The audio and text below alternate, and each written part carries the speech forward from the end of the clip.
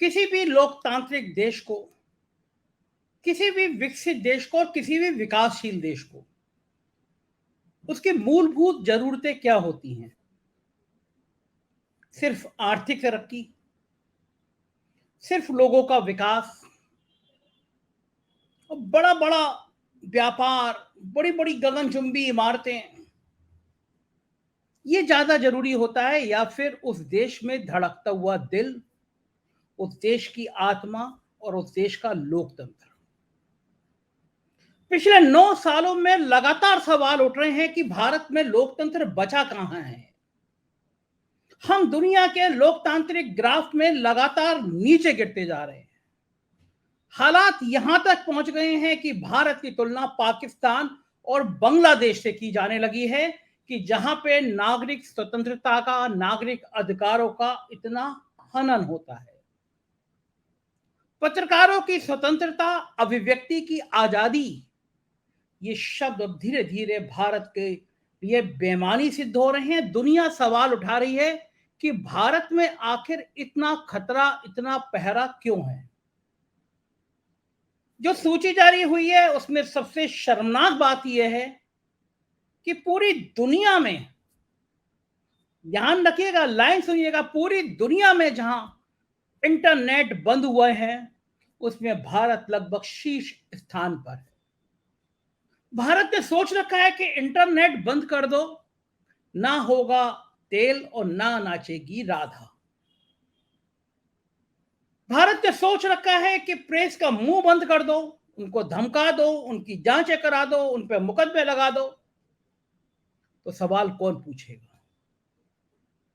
दुर्भाग्य यह है कि भारत की यह छवि पूरी दुनिया में जाती है, पूरी दुनिया में जा रही है। पूरी दुनिया सोच रही है कि भारत में आकर हमारे प्रधानमंत्री जी को डर किससे है।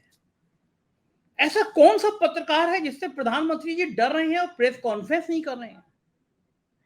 कुछ तानाशाह मुल्कों को छोड़ दीजिए, तो लोकतांत्रिक देश जो कहे जाते हैं उसमें किसी देश में ऐसा नहीं होता कि प्रधानमंत्री प्रेस कॉन्फ्रेंस करने तक की हिम्मत ना करता हो, 9 सालों में पत्रकारों को आमंत्रित ना करता हो, सवाल पूछने की इजाजत देता हो। तो ऐसे लोगों को जो पूछते हैं कि प्रधानमंत्री जी आप थकते क्यों नहीं हैं, आप आम जब खाते हैं तो काट कर खाते हैं या चूस कर खाते हैं, प्रधानमंत्री जी आप अपनी जेब में पर्स रखते हैं या नहीं रखते हैं, ये सवाल पूछे जा रहे हैं देश के प्रधानमंत्री से। प्रधानमंत्री जानते हैं कि अगर प्रेस कॉन्फ्रेंस कर ली तो पत्रकार पूछेंगे प्रधानमंत्री जी मणिपुर जल रहा है, महीनों से जल रहा है, सैकड़ों लोगों की वहां हत्या हो गई, आपको नींद कैसे आती है। पत्रकार पूछेंगे कि क्या संभव था, क्या किसी ने सोचा था कि देश का एक हिस्सा, देश का एक राज्य ऐसा जलेगा और हमारा प्रधानमंत्री वहां जाएगा नहीं। प्रधानमंत्री जी को लगता है कि अगर प्रेस कॉन्फ्रेंस की गई तो लोग ये ना पूछे कि 700-800 किसान मर गए, तब आपको किसान बिल वापस लेने की याद आई। प्रधानमंत्री को लगता है कि अगर प्रेस कॉन्फ्रेंस की गई तो लोग पूछेंगे कि बेरोजगारी दर 40 सालों में सबसे ज्यादा क्यों है, लोगों को रोजगार नहीं मिल रहा है।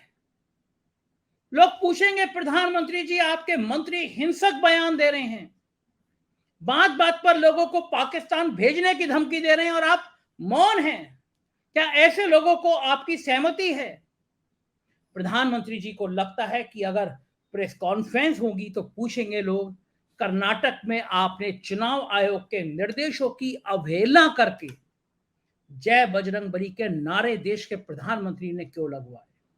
क्या प्रधानमंत्री को यह शोभा देता है कि इस तरह के धार्मिक नारों को मंच से लगवाए और कहे कि जब वोट डालने जाओ तो ध्यान रखना जय बजरंगबली का नाम लेके वोट डालना है। कर्नाटक के लोगों ने प्रधानमंत्री के मन की बात सुनी, जय बजरंगबली कहा, लेकिन वोट कांग्रेस को दे दिया।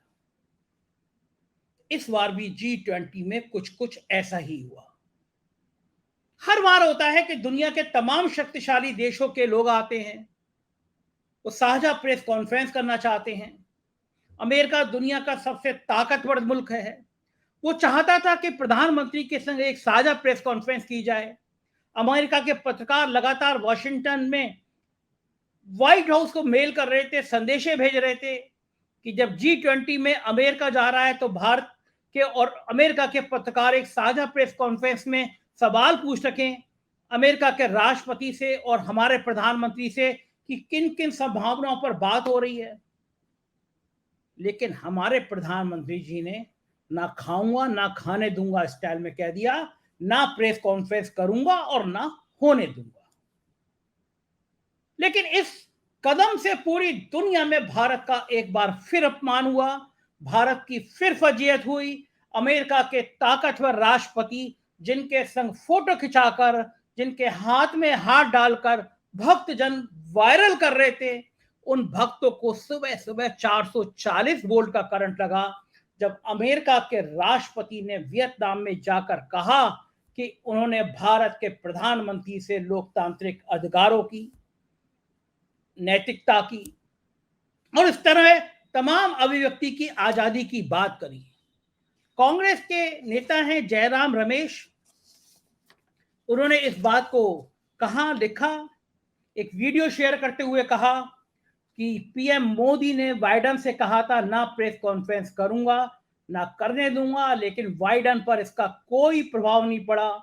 मिस्टर बाइडेन वियतनाम में जो बातें कर रहे हैं वो कह रहे हैं कि उन्होंने पीएम मोदी के सामने कहा कि मानवाधिकारों का सम्मान करना चाहिए और नागरिक समाज की भूमिका में स्वतंत्र प्रेस बहुत अहम है।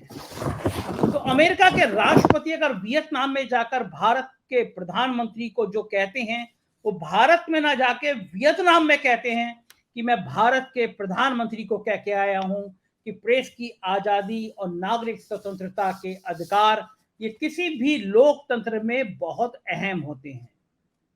अगर अमेरिका का राष्ट्रपति ये देश दुनिया को बता रहा है कि मैं भारत में ये बात कहना चाहता था, मैं भारत के प्रधानमंत्री से कह के आया, और फिर सवाल उठेंगे कि आखिर अमेरिका के राष्ट्रपति को हिंदुस्तान में प्रेस कॉन्फ्रेंस क्यों नहीं करने दी गई, आखिर अमेरिका के पत्रकारों को सामने प्रधानमंत्री मोदी का सामना क्यों नहीं हुआ, क्यों 56 इंच की छाती एक प्रेस कॉन्फ्रेंस के नाम पर थोड़ा थोड़ा सिकुड़ना शुरू हो जाती है।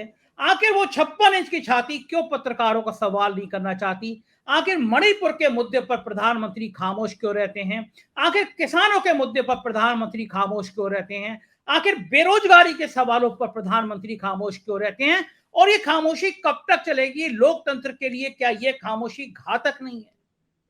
क्या लोकतंत्र के लिए ये डूब मरने वाली बात नहीं है कि दुनिया ये कहे कि भारत का प्रधानमंत्री प्रेस कॉन्फ्रेंस से बचते हैं, पत्रकारों से भागते हैं, पत्रकारों के सवालों का जवाब नहीं देते?